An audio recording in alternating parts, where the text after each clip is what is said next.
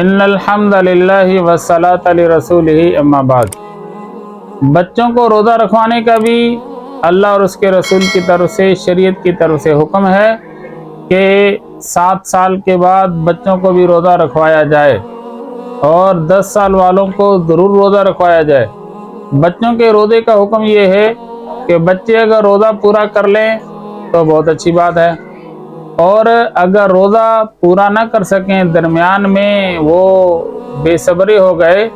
تو ایسے بچوں کے روزے کی قضا نہیں ہے، روزہ پورا کر لیں، ان کی حوصلہ افزائی کی جائے۔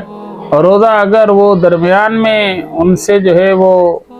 پورا نہ ہو سکا، درمیان میں ہی بے صبری ہو گئے،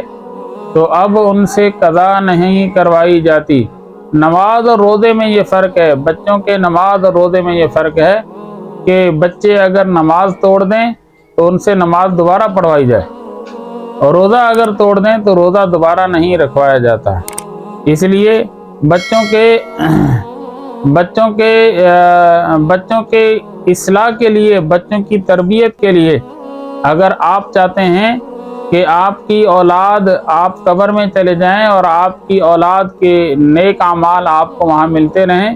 تو ابھی سے ان سے روزہ رکھوانا ضروری ہے۔ یہ مت سمجھنا کہ ابھی تو بچہ ہے۔ اگر آپ نے یہ سمجھا کہ ابھی تو بچہ ہے،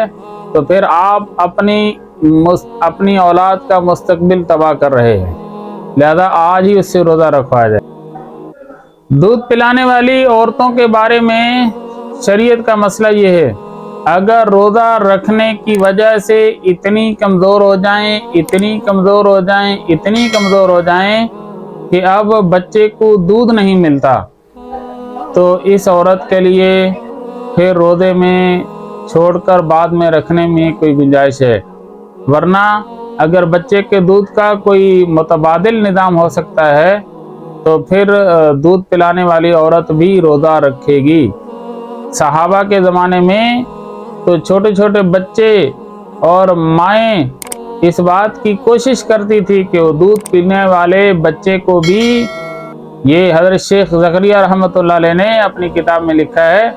کہ صحابہ کے زمانے میں عورتیں روزے کے وقت میں بچے کو دودھ نہیں پلاتی تھی